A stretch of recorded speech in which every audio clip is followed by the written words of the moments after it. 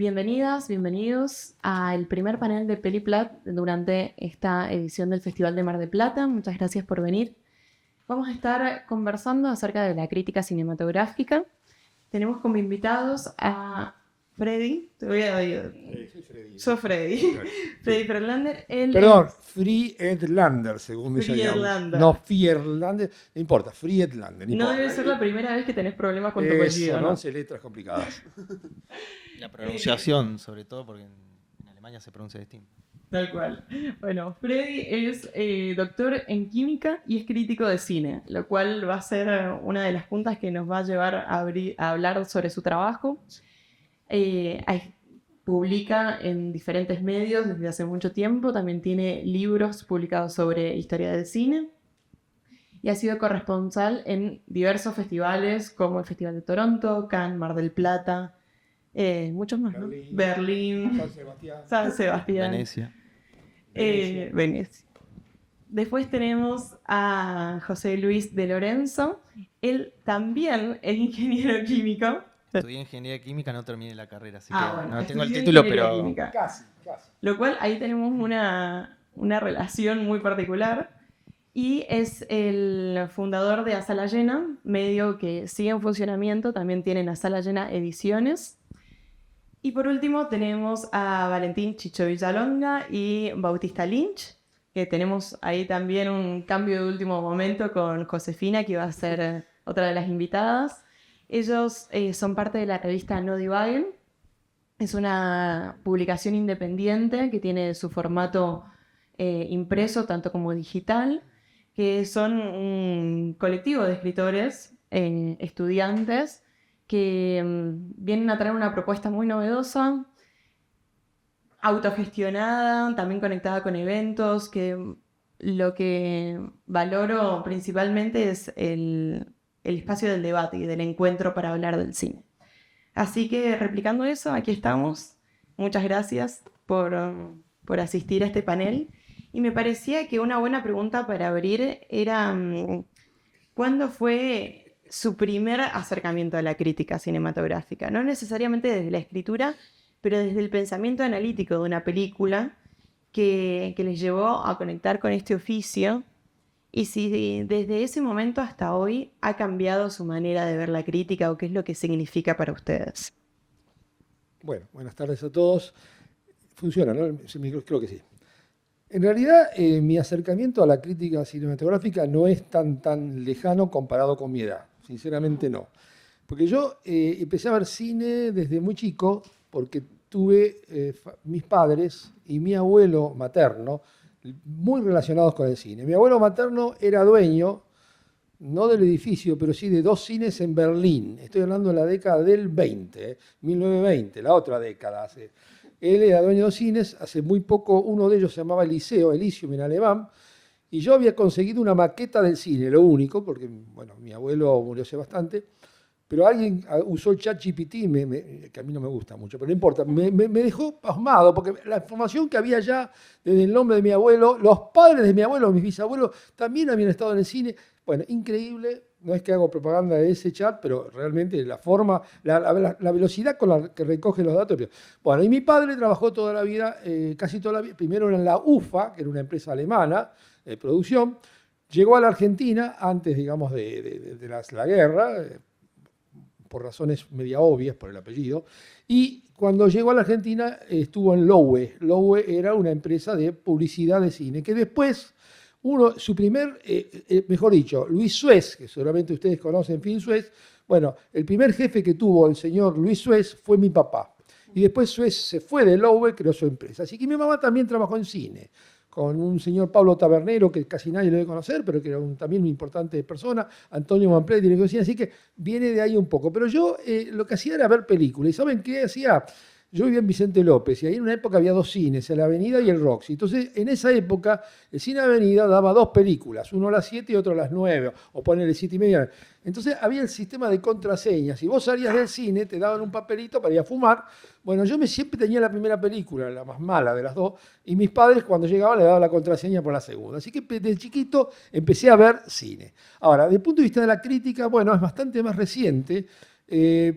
estuve en algunos sitios, uno leedor, y después pasé a prácticamente lo más importante fue con Peliplat y con A Sala Llena. Así que ahí empezó un poco mi costumbre de escribir críticas, pero yo también me revelo, aparte de, no me revelo, quiero decir, además de ser crítico de cine, me considero también algo así como un historiador, digamos, del cine. De ahí los libros que se mencionaron, los 3 volúmenes del canon del cine norteamericano, editados por A Sala Llena.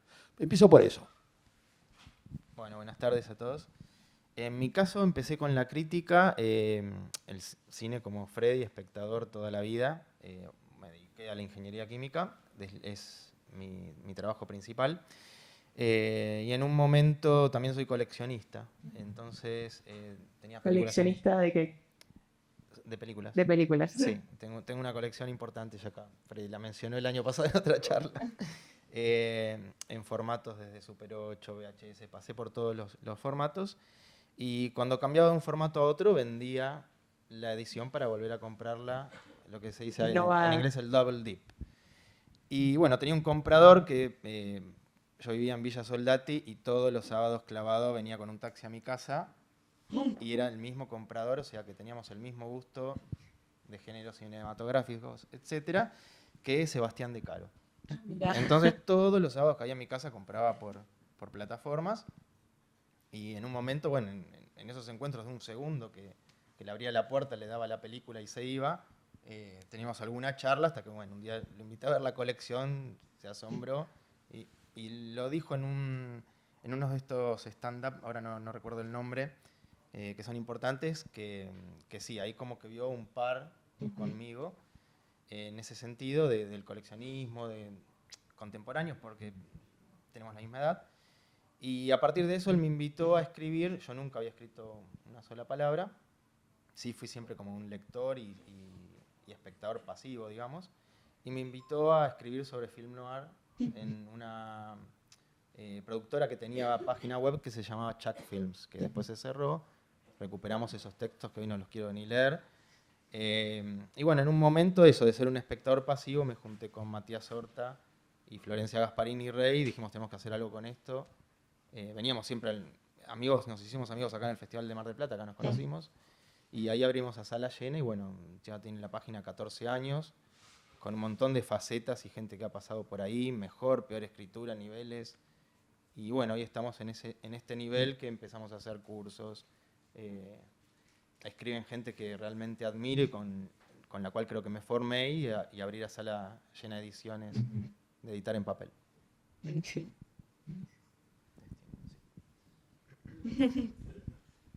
Vos tenías el micrófono.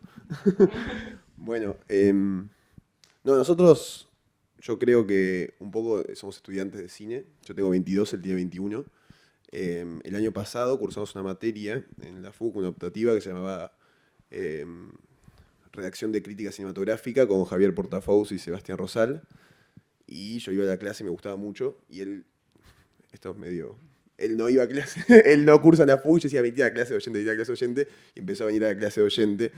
Y me acuerdo patente, un día estábamos, vuelve a esta historia, salimos de una charla de Mariano Ginás y Sebastián De Caro. Vuelve a la historia, está siempre por algún motivo. Y él me dice, estamos saliendo de la charla y me dice, che, Bauti, tengo una idea, hagamos una revista de cine. Sí, obvio, él tiene un montón de ideas y en general no la lleva a cabo. Yo que sí, Chicho, obvio. Sí, voy a juntar gente que escriba y la sacamos. Yo tipo, sí, Chicho, sí. Esto fue septiembre, octubre del año pasado. Y de repente empezó a decir, tipo, a tomarse muy en serio. Y yo tipo, güey, copado, te sigo. Hago una nota, Bauti tenía un buen punto y es que yo soy un vago hace ya 2 años que no hago nada de mi vida. Entonces, si yo vengo a decirle que hagamos una revista de cine, no va a pasar nada. Entonces, nada, dijimos, bueno, dale. Y juntamos escritores, teníamos tipo 3 o 4 meses para el primer volumen, que salió en febrero de este año, iba a ser impresa. Chicho dice, mira, hacemos el evento, yo compro las hojas, imprimo toda la revista en mi casa, y se puso a imprimir y para optimizar el tiempo hizo como 1000 copias de la página, creo que eran 500, 100 copias, 100 copias de página 1. 100 copias de página 2, 100 copias de página 3 y la página 4 se rompió la impresora. Se rompía, esto lo charlamos el otro día en el podcast de Peliplat. Se rompía, mi casa fue en el verano, este verano, que mi hermana, yo vivo solo en Buenos Aires, ¿no? Entonces mi casa era como albergue transitorio de personas que iba girando y la impresora estaba a las 4 de la mañana haciendo tatán, tatán, tatán, tatán, tatán, tatán. Acá está Gervasio, que lo presenció mucho todo, y a las 4 de la mañana se rompió la impresora y estábamos todos borrachos tratando de arreglar la impresora, volvía a funcionar, tatán, tatán. A un punto que dimos cuenta que no era factible, entonces hicimos el primero y el segundo volumen virtual, hasta que nos dimos cuenta que teníamos plata y no teníamos en qué gastarla. Porque hacíamos eventos y con eso juntamos plata. Okay. Así, hacíamos eventos para anunciar el lanzamiento de revista, de repente juntamos plata y dijimos, no, la vamos a usar nosotros, imprimimos una revista. Y los eventos también funcionaban en sí como un espacio de reunión. En un principio sí, y después empezó a ser más lucrativa la parte de la fiesta, y se fueron convirtiendo en fiesta. Pero ahora hacemos lecturas también. Tipo, así que con todo el lanzamiento organizamos lecturas, que se abre debate, que es un poco el objetivo de la revista. Pero a la vez, yo qué sé, la lectura vienen 20 personas, como máximo, y en la fiesta vienen como 300. Yo creo que dentro de la gente de nuestra edad piensan que somos una productora de eventos. Hay como una revista en el fondo, en una mesita, que dicen, ¿qué es esto? Y además, no sé, terminamos haciendo... Bueno, fue a través de esa clase. Además, hubo un rejunte de personas. Fue como empezamos a ver a quién le copaba la crítica, qué sé yo. Se armó una mesa de escritores para este primer volumen. Yo era el único que estaba haciendo la revista. Todo, y ahí me explotó la cabeza y dije, claro, esto se tiene que hacer en grupo. Como el cine se hace en grupo, la revista también debería hacerse en grupo, hay que confiar, trabajar la confianza, etcétera, etcétera. Y empezamos con el mismo mesa de escritor del primer volumen, les pregunté quién quería formar parte del comité directivo, nos burocratizamos a más no poder porque somos insoportables, entonces generamos un comité directivo y subcomités.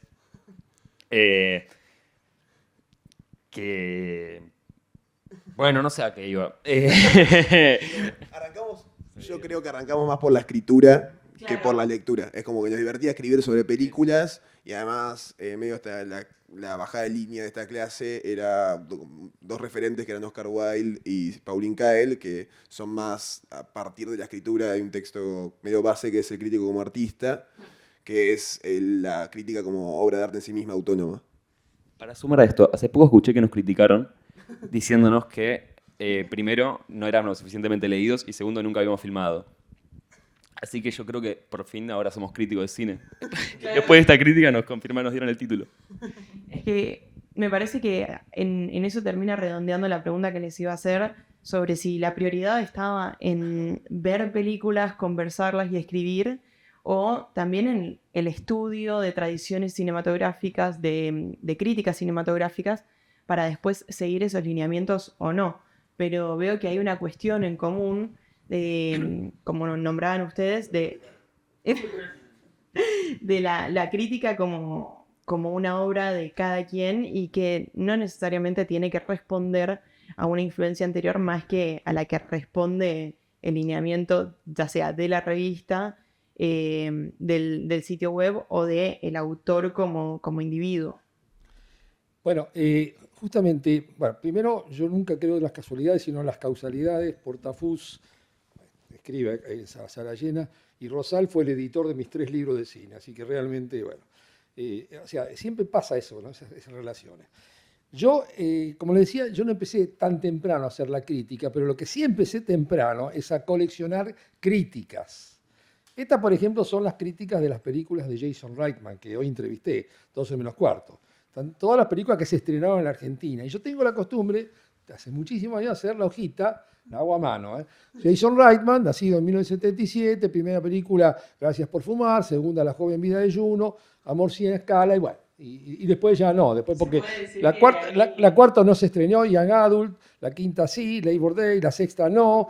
Acá está todo. Y esto es para Jason Reitman, pero yo tengo de todos los directores del mundo. Entonces realmente... ¿Puedes decir, Freddy, que ahí viene tu tradición de exactas? Totalmente. El señor que está ahí enfrente me contactó a mí y me hizo entrar a la petroquímica. Ese señor, Guillermo Bruni. No me conocía y un día se enteró que yo llegaba de Francia, yo viví 3 años. Claro, ahí fue lo importante. Cuando fui a Francia a estudiar petroquímica y a hacer un corto doctorado, bueno, ahí a las 5 de la tarde terminaba y me iba a París. Y ahí, bueno, en la época, aparte, había películas que no se podían ver en la Argentina. Claro. 73, 74, 75.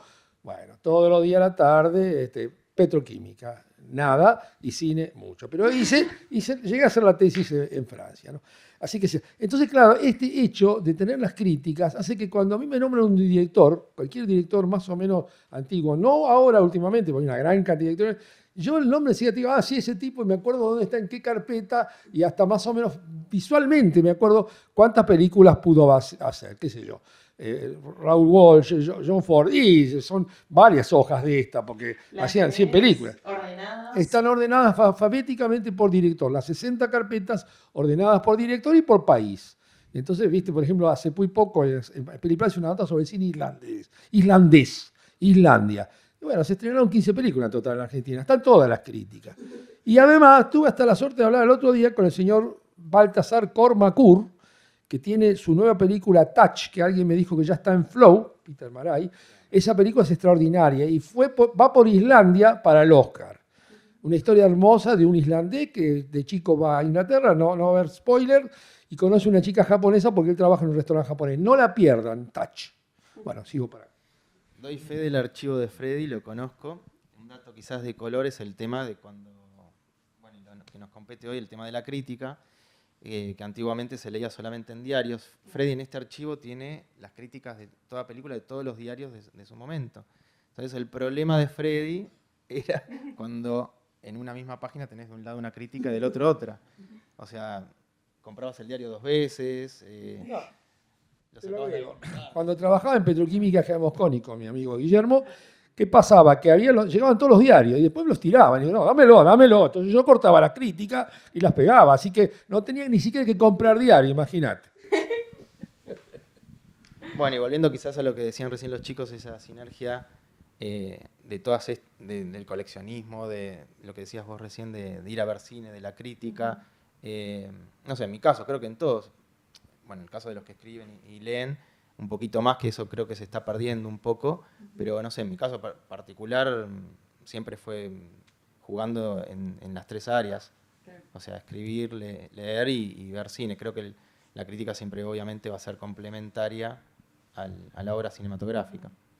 Y sobre esta observación que les hicieron a los chicos de que escriben sin haber filmado, mal concepto de que es o una crítica al crítico de que debería filmar para poder criticar, cuando en realidad se trata más de un análisis, que en eso sí nos puede llevar de nuevo a su formación de base en la química, como del análisis casi molecular de las películas, para lo que no necesariamente tienen que ser los creadores. ¿Cómo lo llevan y cómo también a veces trabajan o evitan este lugar del director en potencia, que puede ser un crítico, de poder analizar la película por lo que es y no con la pretensión de lo que se hubiera hecho o si hubiera tenido otro final, si los diálogos hubieran sido de tal otra manera, que a veces es caprichoso y más un lugar donde le gana la mirada quizás de director en potencia frente a la crítica. Bueno, la crítica es algo que existe desde hace tiempo y en la sala llena, por ejemplo, sí, en 14 años tuvimos un montón de experiencias y anécdotas que no quiero contar ahora. Peleas, hemos perdido amigos, directores, de todo por algunos textos. Y lo que bien decís vos del tema de lo que partís, o sea, quien hoy conduce un automóvil no necesariamente tiene que saber cómo construir un automóvil, sino manejarlo.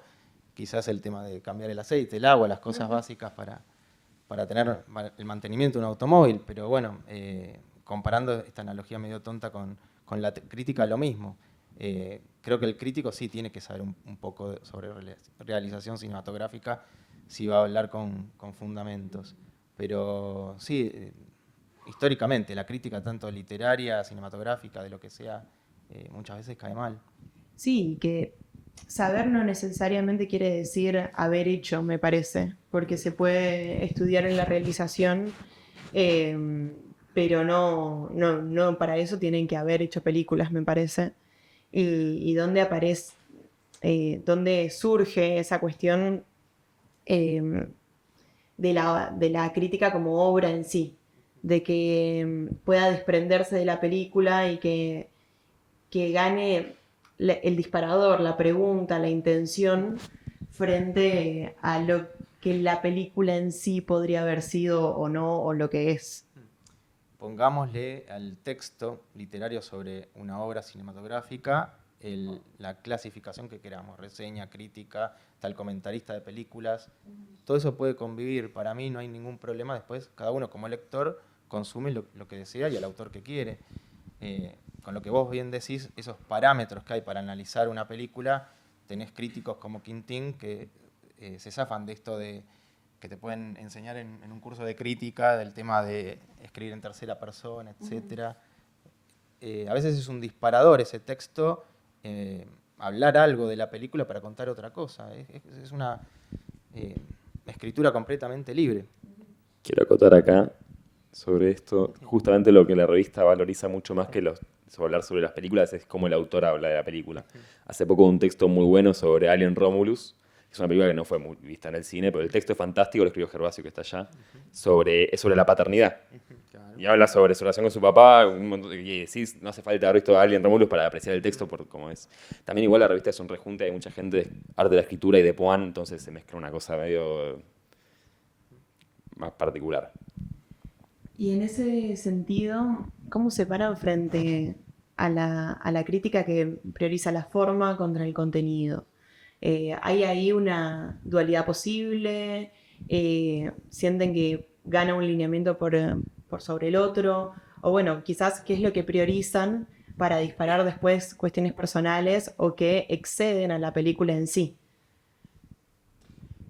No sé si respondiendo exactamente a esta pregunta, pero bueno, el tema es así. Para mí, por lo menos. Acá ahora en este festival hay 3 películas de un director muy importante, soviético, yo diría que es Parad Janov. Hago un pequeño aviso publicitario, las 3 películas ya están vistas antes. Bueno, una se estrenó, Caballos de Fuego se llamó, el director es Parad Janov, están en la sala llena, pero no hay mucho spoiler, porque hay que evitar el spoiler, ¿no?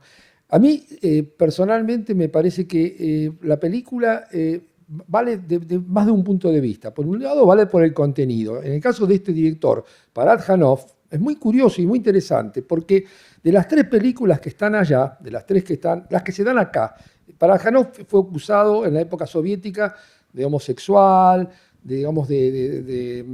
también de corrupto, etcétera, etcétera, y estuvo 4 años en Siberia. Y siempre se habló del tema Parad Janov. Los franceses lo idolatran directamente. Bueno, las 3 películas son totalmente diferentes. Una de ellas en particular se llama Sayat Nova. Acá le pusieron otro nombre. Sí, porque la Unión Soviética le cambió el nombre y es algo de la fruta del granado. El color de la granada. Eso, bueno, esa película es totalmente distinta a las otras, son casi planos fijos, ya no hay diálogo prácticamente, no hay historia en realidad, o qué es la historia de este señor Sayat Nova. En cambio, las otras son películas donde hay toda una temática, con el interés adicional, por eso los recomiendo que las vean, realmente aparte en cine va a ser mejor, yo las vi en cine, o en cine una de ellas hace mucho y la otra las vi por link, lo confieso, pero bueno, no importa, pero yo la veía en cine, por ahí alguno la veo, porque además es muy interesante ese personaje. Parad Janov era georgiano, o sea, de la República de Georgia, era de origen armenio y hablaba ruso. Y además, nació en una ciudad que hoy es Ucrania. Así que fíjense la ensalada de países que tiene este señor, Parad Janov. Murió hace ya 30 años, ¿no? Pero es muy interesante las películas de él. Hace muy poco publiqué una nota en la sala llena, en películas sobre la historia del cine soviético en 2 partes. Lo que pasa es que yo estudié ruso hace 45 años, entonces para mí el idioma ruso es bastante accesible. Tuve una cierta frustración porque antes del COVID me fui a Moscú 3 semanas y digo, ahora voy a matar, voy a hablar en ruso. Claro, yo hablo en ruso y puedo hablar bien en ruso. Me estudié en el Sarco, Sociedad Argentina. Entonces estudié 4 años allá. Hablaba ruso muy bien, pero cuando me contestaban los jóvenes que usan otra forma de hablar, me quedaba todo y terminaba en inglés. Un poco respondiendo a tu pregunta también, el tema, en otra charla que estuvimos, con Freddy, creo, presentes, trataba un poquito más sobre el tema de redes sociales y nos habían llamado de el Luna, de los chicos que estudian escritura de artes combinadas, creo que es. Y surgía esto también de los textos, que quizás vos preguntabas de eso, académicos. Y venía toda una controversia sobre el tema de quién te lee. Yo creo que todo director de cine que realmente se quiere abocar a esa tarea, quiere que sus películas se vean, mismo quien escribe. Tal cual. Entonces estaba este dilema ahí en esta charla, que los textos muy académicos, que llevaban meses de escritura quizás, eran perfectos, pero no llegaban a la gente, porque estaban todos encumbrados en un público muy cerrado y ni siquiera estaban en páginas web que son accesibles, y a veces tenés que usar redes para publicitar un texto, como ustedes, que veo un re lindo diseño, lo felicito por eso, de las portadas y todo. Bueno, está muy bueno, me gustó cuando lo vi ya hace unos meses atrás. Sí, igual, no sé, es distinto, es otro rama la escritura académica. Yo no lo veo, es para la academia, es para los estudiantes y para los que quieren hacer una tesis sobre eso y los que quieren hacer un estudio. Siento que sí, que no creo que el objetivo de una tesis o de un trabajo académico sea apelar a gran público. Y siempre tenga que apuntar a alguien que te lea. Para mí lo que ellos buscan no es que le lea la mayor cantidad de gente posible. Pero no por eso es menos, es distinto, como vos habías dicho. Pero no me acuerdo cuál era la pregunta. Había salido hasta el tema de esto de usar el SEO para las páginas web. Sí. Y con esto que me vincula Freddy con la química, lo que es así que soy tan bien ordenado como él, el tema este de usar ciertas palabras y hacer SEO y hacer publicidad para que también se lea el texto. Que si no tenés eso, quizás tenés textos muy, muy buenos y terminan no siendo leídos y no llegan a tener la repercusión que deberían tener. Y ese es el tema, es hoy quien lee. Ahí me tranquiliza un poco. Porque me puedo sentar a escribir sin ningún tipo de presión. Cuando hace un tiempo salió un texto de Portafus hablando de la revista, y después de eso, en el siguiente volumen no publiqué porque me puso muy nervioso, porque dije, hay gente que nos está leyendo. Después me di cuenta que no, entonces ahora me vuelvo a escribir. En relación a eso les voy a preguntar cómo se llevan con también los medios digitales, porque cuánto, más allá de la presión de si se lee o no se lee, cuánto se puede dejar de lado por el hecho de que alcance a un público mayor, y que también es algo que pasa desde el punto de vista de los cineastas, de que a veces terminan más enfocados en las redes sociales que en el desarrollo de sus piezas. Entonces, de cómo se media eso, y bueno, los chicos son nativos digitales, han crecido casi con... Sin embargo, elegimos hacerla a papel. Eso es lo que les iba a preguntar también, como da la vuelta ahí, que es una motivación nostálgica o No. de dónde viene ese lugar. Si fuese nostálgico, lo charlamos hasta el otro día, que si fuese nostálgico nos hubiéramos quedado con el digital diciendo, hubiese estado buenísimo que sea en papel. Claro, está muy bien. Con nostalgia. Ahora, lo que pasa, habiendo experimentado las dos, nos leen mucho más en papel. Y tuvo mucho más alcance la revista cuando la hicimos en papel. La podemos entregar, la gente se la damos y después la tiene en su casa y la leen. En cambio, si digo, tengo mi revista, te paso el PDF. Encima la pensamos como revista en sí, no la pensamos como artículos sueltos, no la pensamos como una página web que es a salas llenas, que es algo distinto.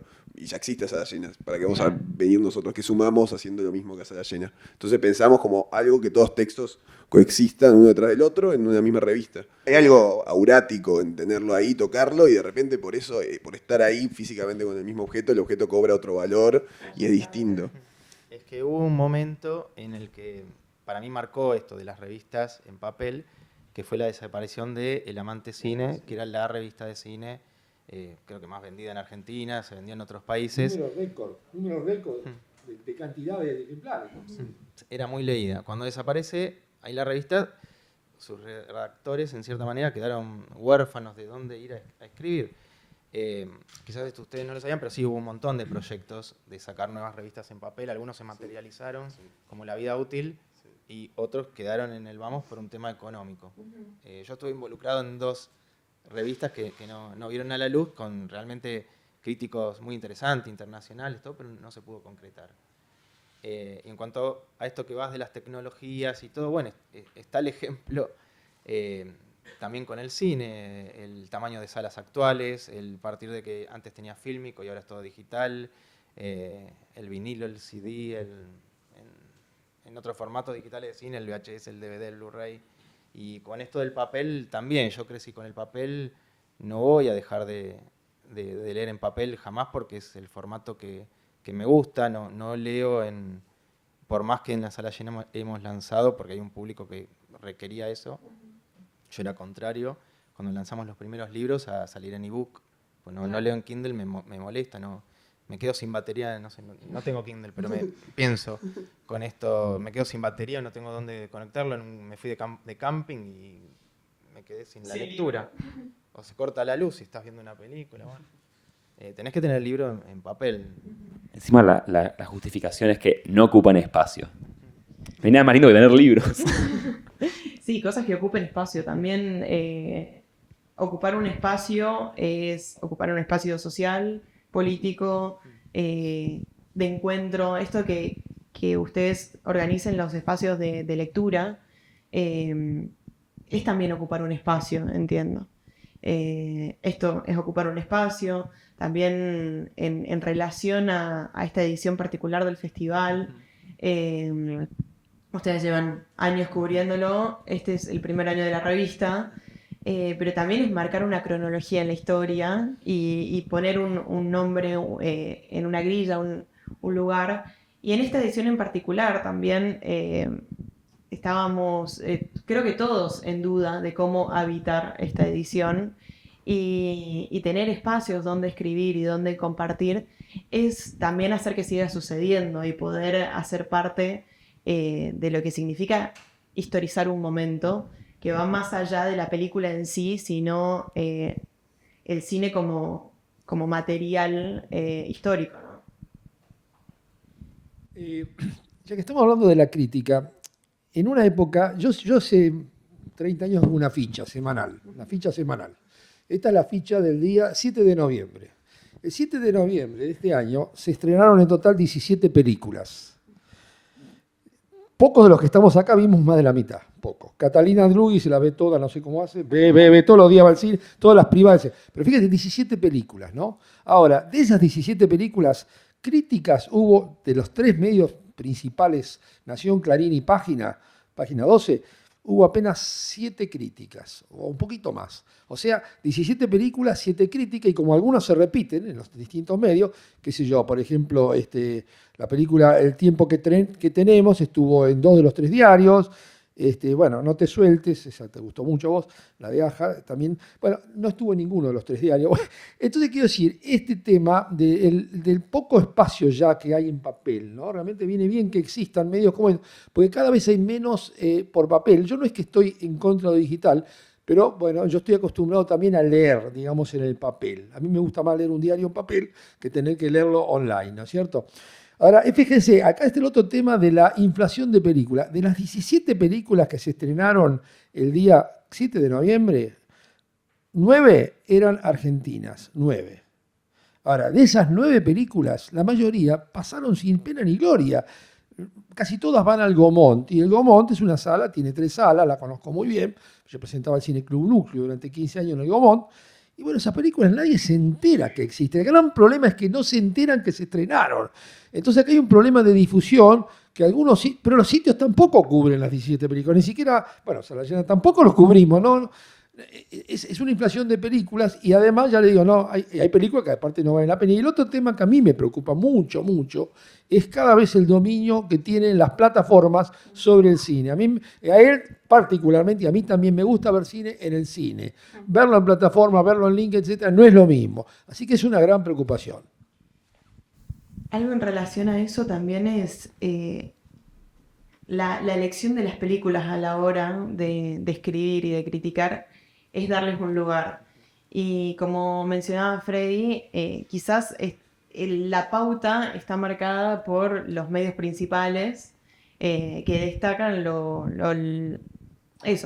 relevante de la semana, del mes, y que eso también marca una pauta de visualización en público, ya sea en el cine como en las plataformas. ¿Ustedes cómo lo viven a la hora de elegir de qué películas hablar, el acceso a las mismas y también la relación con la difusión? Porque es verdad que ahí aparece como una alianza posible para esas películas que quizás no son, por una cuestión de información, accesibles al público general, no porque el público no las vaya a disfrutar, que a veces entra eso de que es una película medio inaccesible. ¿Por qué es inaccesible? Sí, hay algo de que estar al día con la coyuntura de la cantidad de películas es absolutamente imposible. Entonces, por lo menos en nuestro lugar, al ser bimestral y no tener que sacar, decimos, elegimos escapar de eso, de esa necesidad de estar todo el tiempo hablando de la película del momento. A la vez, tenemos la necesidad de estar en el presentes, porque si no, si estamos todo el tiempo hablando de las películas, haciendo análisis, yo qué sé, de lo buena que es El Graduado, sí, buenísimo, pero ya está, tipo, si no, nos matemos y tipo, vamos al pasado.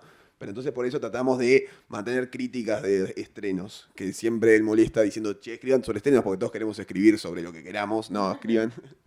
Quiero aclarar, la revista tiene 2 secciones. Primero es estrenos y después están los textos que llaman Divagen, que son unos textos más libres. Y el problema que tenemos es que todos quieren escribir Divagens. Y yo soy el pesado que te che, fueron al cine, hago la planilla, siempre hago una planilla con estrenos, les mando, no me contestan, y ya mandan su texto sobre Bartes. No está. Ahí está. Pero bueno, y es un problema eso porque quedan películas que están buenísimas afuera, además de que sea bimestral, es un problema, estaría buenísimo que sea mensual, pero es un tema y... Por ahora no. Y las entradas del cine cada vez son más caras y no ganamos plata con esto.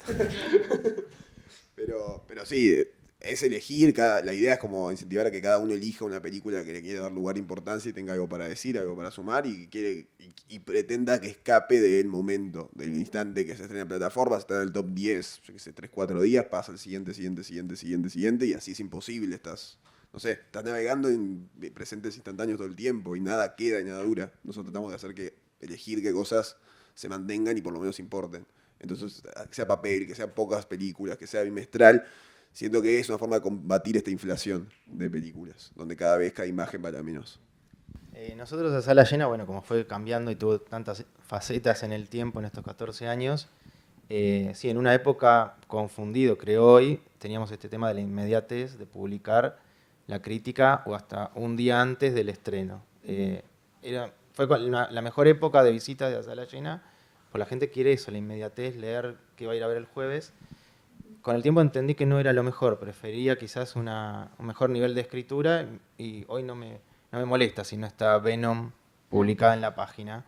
Y también hay una cosa sobre factores de la cocina, de la publicación, que no lo saben, lo cuento ahora, pero tenemos, no sé, en la Sala Llena como 30 redactores y algunos escriben esporádicamente, algunos se toman su tiempo, algunas películas yo sugiero, Quintín escribí de tal película, la tiene que ver, vive en San Clemente, es un tema. A veces no se consiguen links, a veces las privadas que hay de cine son en unos horarios que los críticos tienen también sus trabajos formales y no pueden acceder.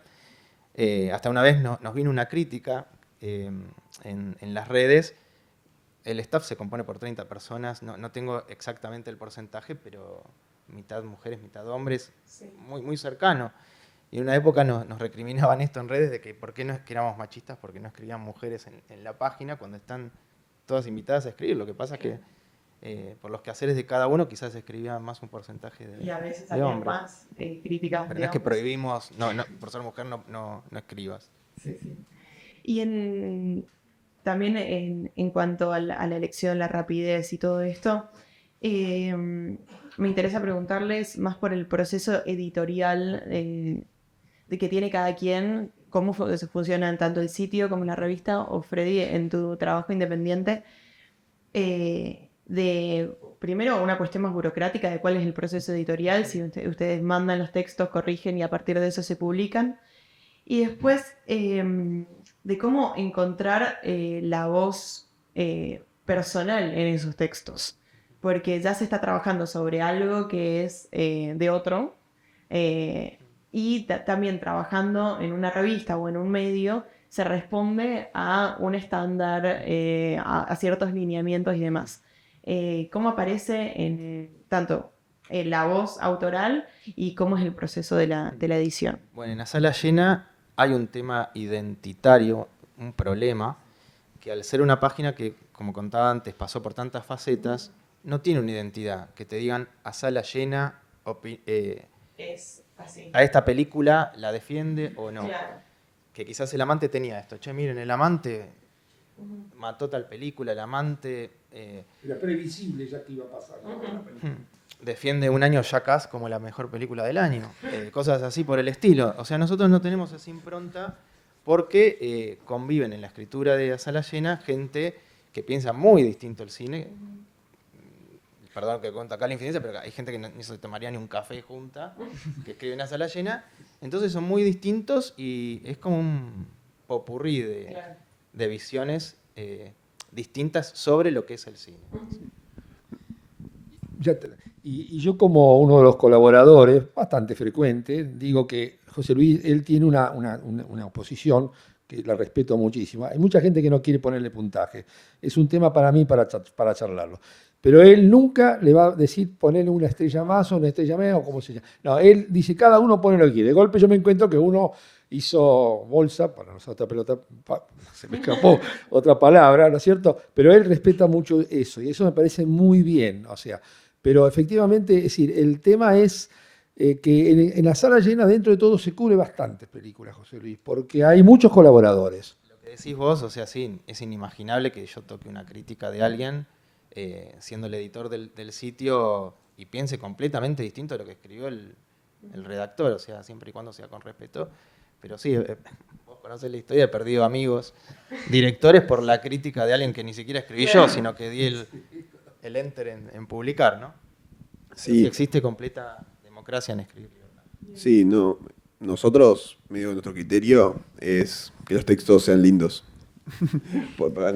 Tipo, si que esté bien escrito. Más que todo buscamos el criterio y como tenemos tiempo para prepararlos y todo, tenemos una pareja de editoras que están allá, que los que somos parte del comité directivo, en general asumimos que más o menos todos vamos a escribir, o por ahí no, por ahí sí. Y después abrimos convocatorias o tenemos ya escritores frecuentes que escriben, pero el criterio es, che, ¿está bueno el texto o no está bueno el texto? Un criterio más que todo armado por las editoras y por Chicho, que es el director general.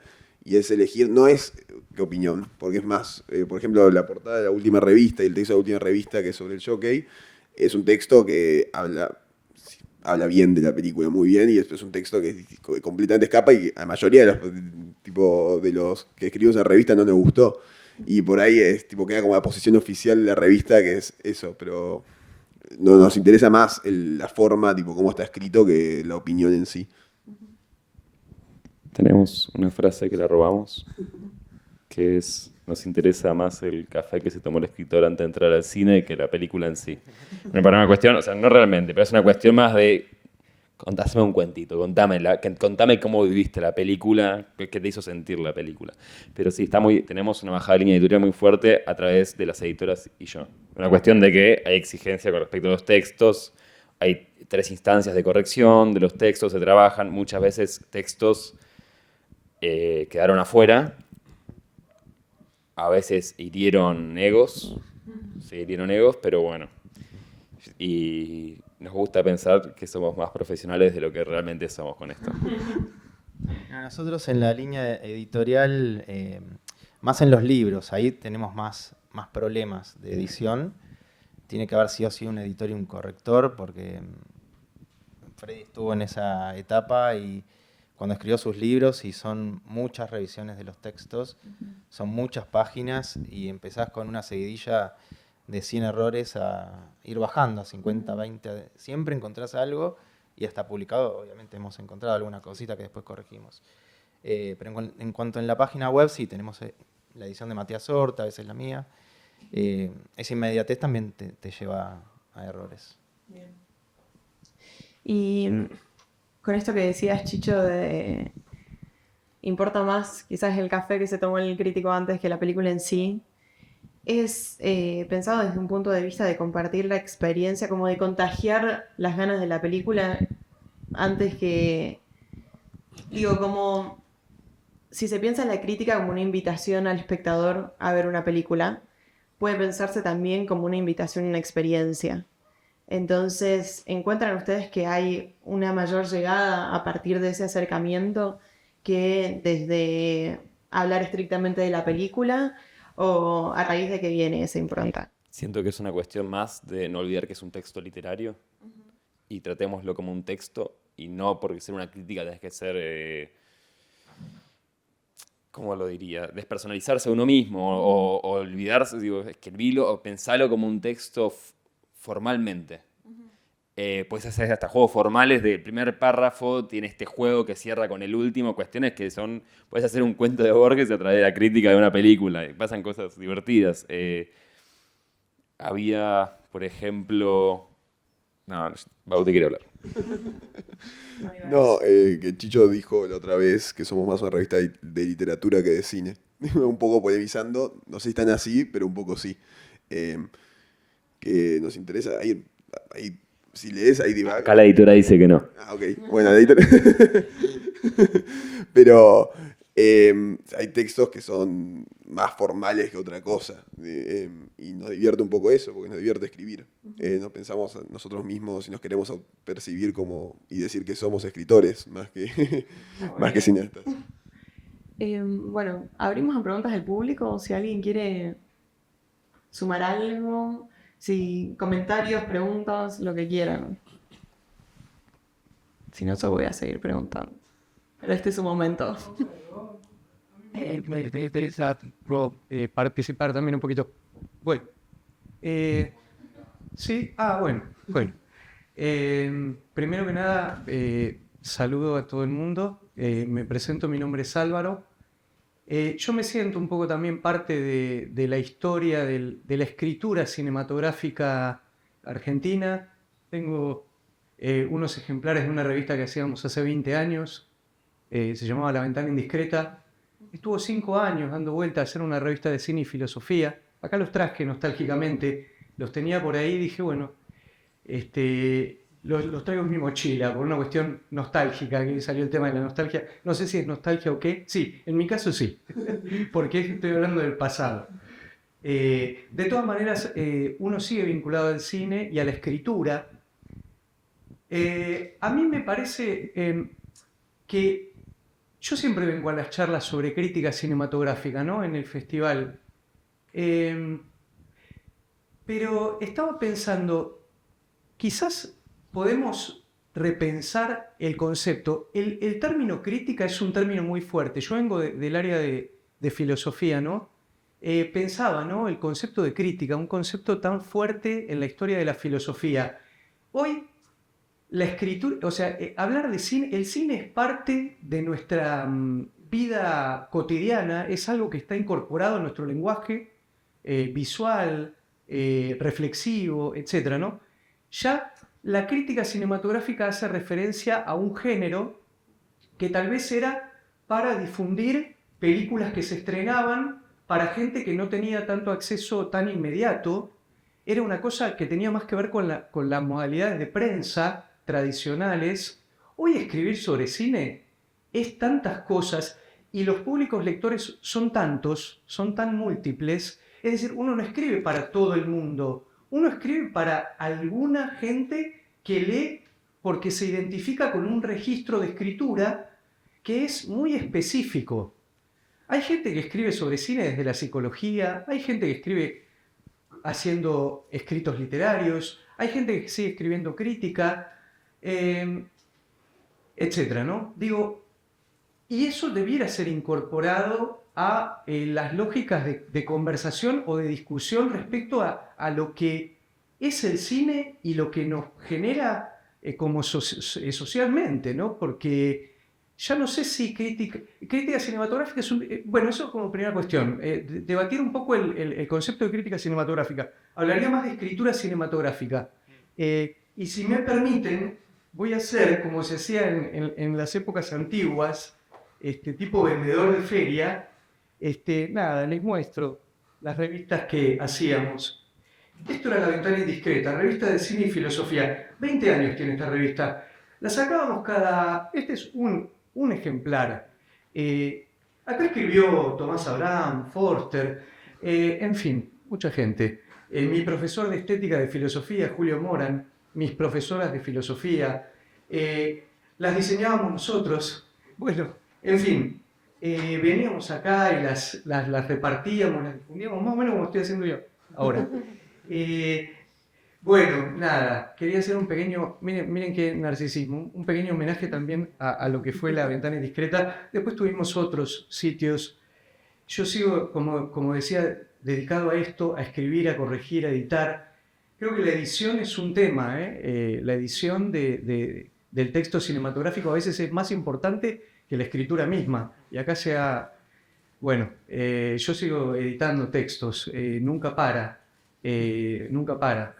En fin, abierta la Muchas discusión. gracias. No, por favor, ustedes. Parece que está muy buena esta apreciación que haces, sobre todo considerando que el escribir es tratar directamente con las palabras, que no se haya pensado personalmente la crítica desde su nombre. Si nos vamos más hasta una idea psicoanalítica, es un nombre asignado y que la propia crítica quizás no se ha cuestionado desde dónde se para, a qué se critica, y que me ha pasado también conversando con escritores y escritoras que me dicen: no me gusta hablar mal de las películas, porque entiendo también lo difícil que es hacer una. Entonces, ¿por qué se concibe desde ese lugar y no desde el análisis? De escribir sobre cine, analizar análisis de cine y despojarnos un poco de la palabra crítica que plantea también un enfrentamiento directo entre quien analiza y quien produce cine. Y en cuanto a la revista, primero, gracias por compartirla, gracias por traerla. ¿Alguien sabía de la existencia de esa revista? Yo creo que he visto la portada de Penélope Cruz, me llama mucho, siento que la he visto en algún lado, pero también la importancia del archivo, nos lleva a lo mismo del problema que tenemos con la Cinemateca, pero que un espacio donde se pueda, como hablábamos con Freddy, historizar y pensar cómo se ha pensado el cine en la Argentina, y donde también están esas voces laterales, que no son los medios principales, que no es solo Capital, sino de que también qué se está diciendo en el resto del país, y poder pensar mayores espacios de encuentro para mostrar eso. Así que gracias. Sí. Perdón, ¿cómo era tu nombre? Álvaro. Sí, yo creo que la palabra crítica igual, desde la filosofía, no es hablar mal de algo. Es pararse críticamente en posición a algo. Es por eso, sí. Kant, la crítica razón pura no es la razón pura es mala. Justo lo contrario. Es pensar críticamente, es tipo posicionarse, es tipo agarrar y preguntar por qué, darlo vuelta, girarlo, torcerlo, meterse adentro, tratar de sacar algo que por ahí inclusive no está dentro de eso. A mí me gustó, sumándole a esto, lo que dijiste de las perspectivas propias de cada uno. Eso nos parece lo más interesante e importante, al menos dentro de nuestra revista, de que cada escritor tiene una bajada muy particular. Por ejemplo, como había mencionado antes Gervasio, él estudia arquitectura, no estudia cine. Y ha escrito textos sobre arquitectura desde la perspectiva de arquitectura. O las personas que estudian en Puan también tienen otra mirada mucho más particular. Hay un texto de las dos editoras que es sobre los fragmentos de películas que no quedaron dentro de la película. Y te parece más una prosa poética que un texto crítico de cine. Y hay cosas muy curiosas. De repente, desde dónde se pone el escritor. Pues eso es... Pero ese texto tiene una posición crítica para mí. Claro. Total, ni hablar. Pero digo, por eso, a eso voy con lo del café antes del cine, sino que ponerse a uno. Claro. No pretender una objetividad inexistente, sino asumir la subjetividad entendiéndola como propia. Y entendiéndola como real y como que está ahí, soy yo, existo. Si no, tipo, la falsa objetividad es una mentira. Tipo. Igual a favor de la mentira siempre. Pero... Yo en respuesta a tu participación, la verdad que te quiero felicitar porque es muy meritorio que hayas lanzado una revista y una lástima que no haya tenido esta continuidad. Ellos son jóvenes, recién empiezan, van a continuar con esto, pero nosotros en 14 años tuvimos un montón de adversidades y también de decir, che, hoy colgamos y dejamos la revista. Y hay un montón de páginas web que han dejado de funcionar y se perdió el trabajo. A ver, vos lo tenés en papel, ¿sí? Un día lo querés reimprimir, digitalizar, etcétera. Pero esto que hablábamos antes de los formatos, hay páginas web que han desaparecido y desaparecieron textos realmente valiosos.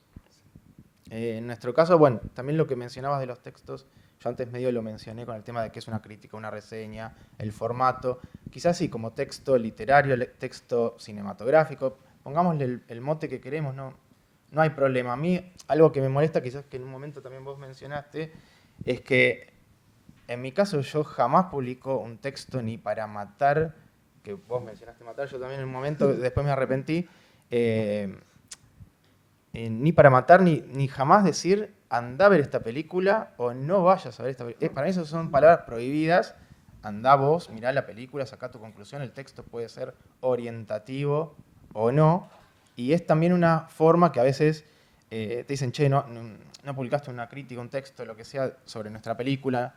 Y no es no apoyar también. O sea, en cierta manera, el escribir, tomarte el trabajo de haber ido a ver una película, te haya gustado o no, hayas escrito bien, a favor, como, lo que sea, ya es una forma de visibilizar ese trabajo, ¿no?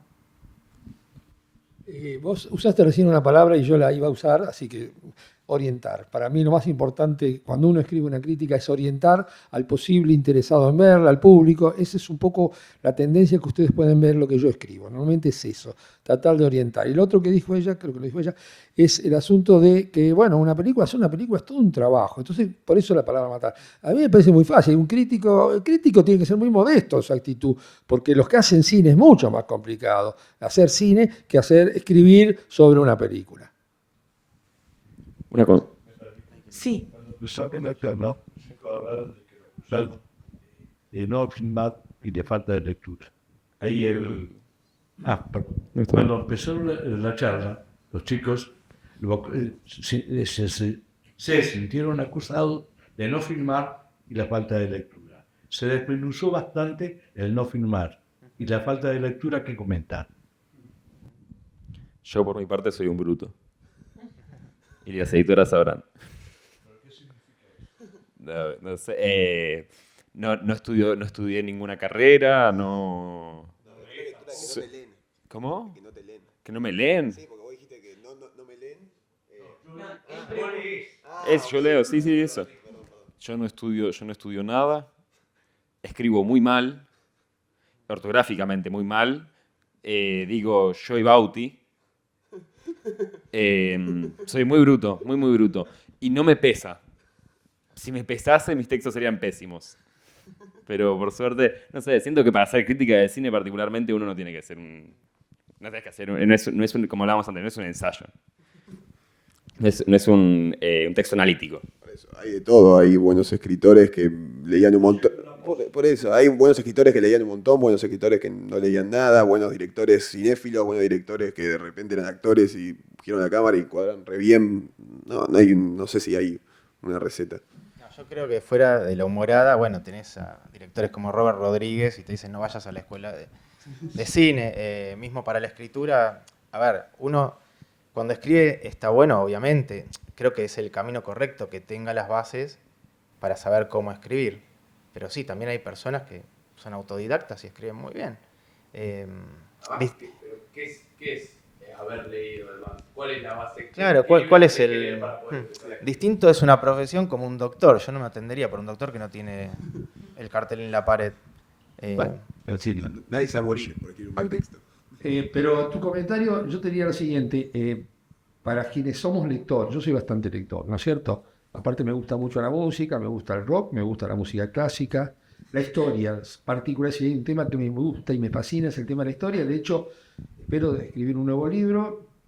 Primero empecé por petroquímica, después hice los 3 de cine, volví a editar el de petroquímica y ahora mi idea es hacer un libro sobre el tema del nazismo, con lo cual vino muy bien un dato de Reichmann. La historia también es muy importante. O sea, yo creo que todo eso ayuda mucho a hacer una crítica, toda esa cultura, que además se está perdiendo un poco esa cultura. Eso es lo que más yo lamento, ¿no? Ya los jóvenes ya no leen mucho libros.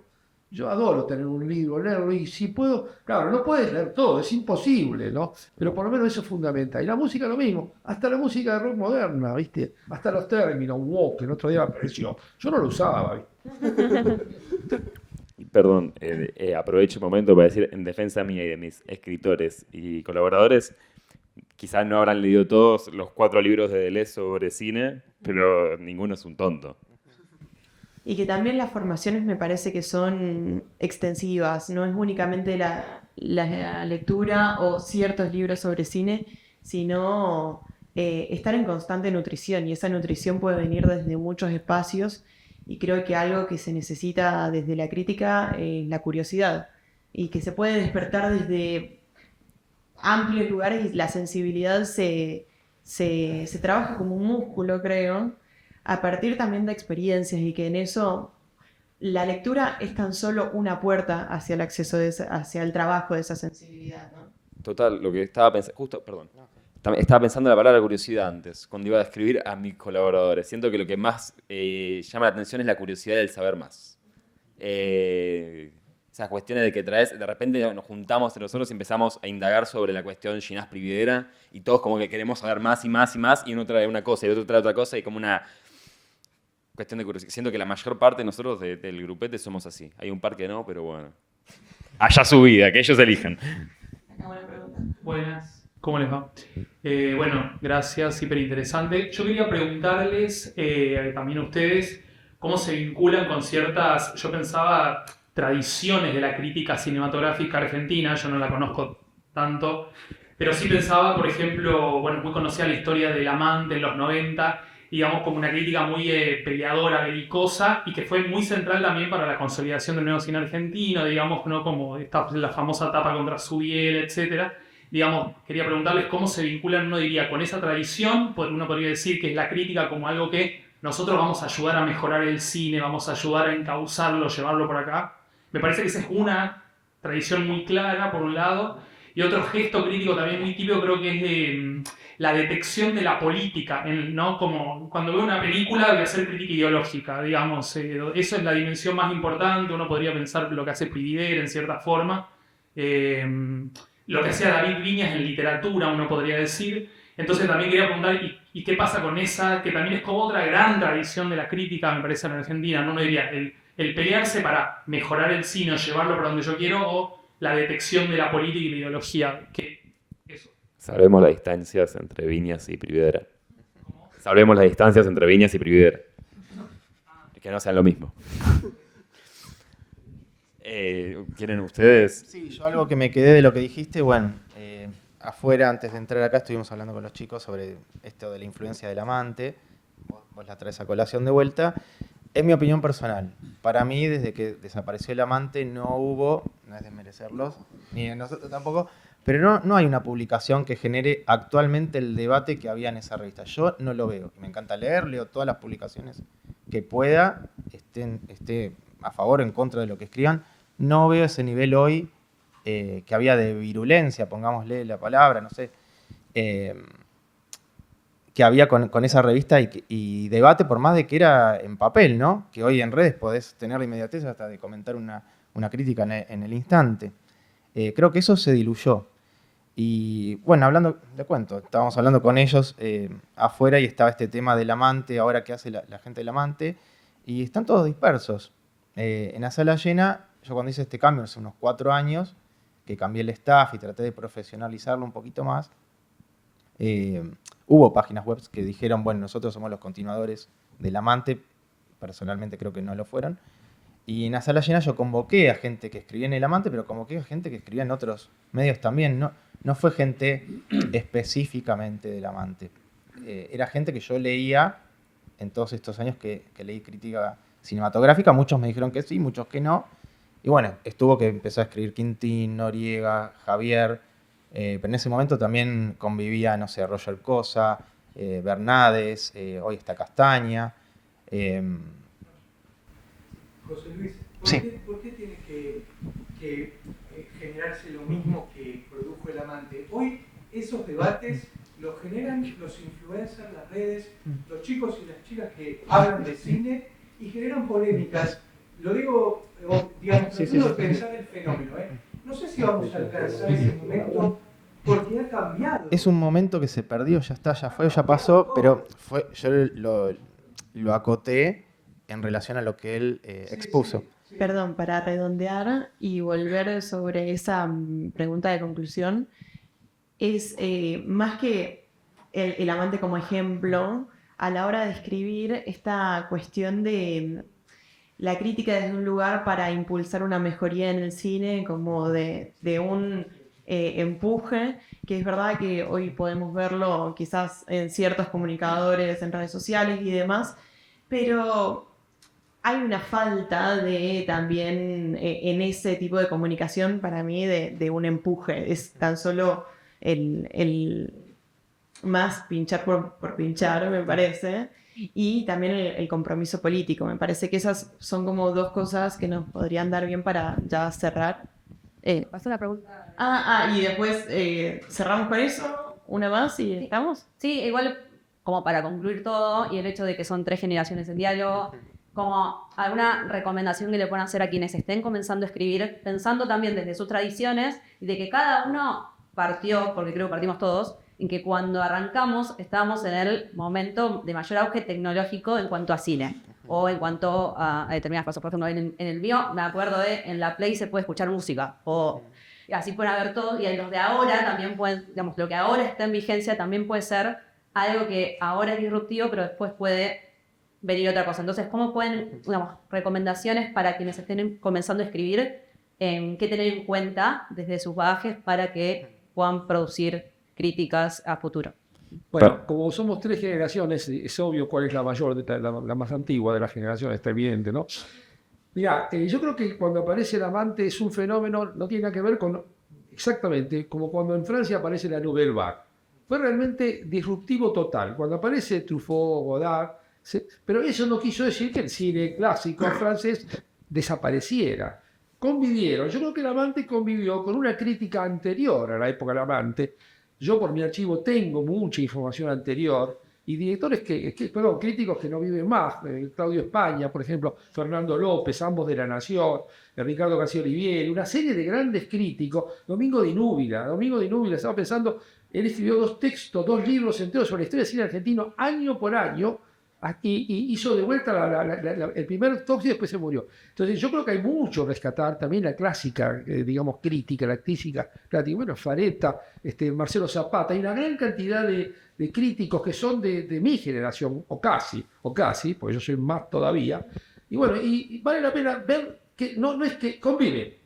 El Amante fue un fenómeno fantástico. Yo llegué a ser el director del equipo del Amante cuando competíamos en una competencia de cine que organizaba un homónimo mío, Freddy Criconet, que ahí estaba justamente Bernades, estaba Noriega, Tití no venía porque Tití ya estaba viviendo, pero vivían todos directamente, Castaña. Entonces yo creo que conviven, o sea, es la crítica esa, pero últimamente me parece que hay un cierto vacío.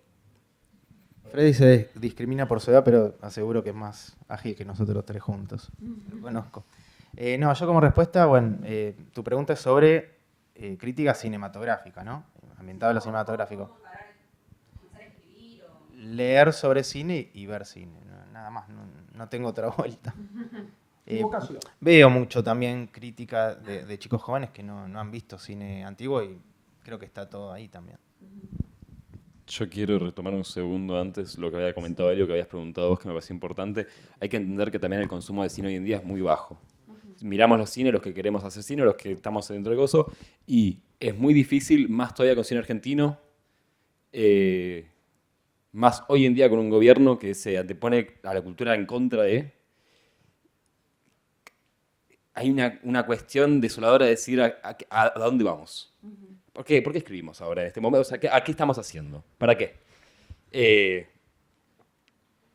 Siento que parte, o sea, ya no es el debate de qué cine es bueno, qué es malo, sino qué se puede hacer. ¿Qué cine es posible? Literalmente, vos decías como defender o impulsar cierto tipo de cine. No, el cine en sí, que se vea. Tipo, que haya películas en salas. Tipo, Lee de cuenta en pantalla, no sé. No, eso, más que todo. Como que hoy no creo que nunca más se vuelva a ver. No quiero decir que no, pero voy a decir que no. Algo como El Amante, porque era relevante. Era tipo, ahí en los kioscos, veías en los kioscos y la gente se lo llevaba. Hoy le pregunto a mi abuela sabe de directores. Hoy en general le pregunto a un amigo que no está metido y conoce a 2 o 3 directores.